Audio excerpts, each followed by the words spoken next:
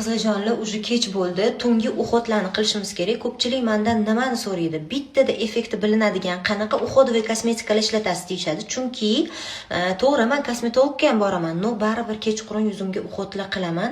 Normal uni samarasi seziladi. Misol uchun men bittada effekti bilinadigan mana bu narsani sizlarga tavsiya qilaman. Bu Zangmi firmasiniki, faqat rosa ham poddelkasi ko'p. Men sizlarga qoldiraman profil, qayerdan originalini topsa bo'ladi. Qaranglar, bu yuz uchun, ma'minisi ko'zi atrofidagi ajinlar uchun. Bittada bilasizlar effektini. Misol uchun kechqurun kulib, mamnaq qilib, yuzinglarni mayda ajinlarini rasmga olinglar. Ma'mini ichida 4 ta ampulasi bo'ladi.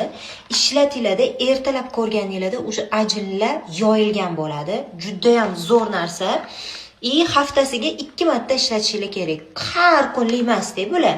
2 ta ishlatasizlar, haftasiga zo'r natija ko'rasizlar. Faqat originalini olishingiz kerak. Men profillarini qoldirdim.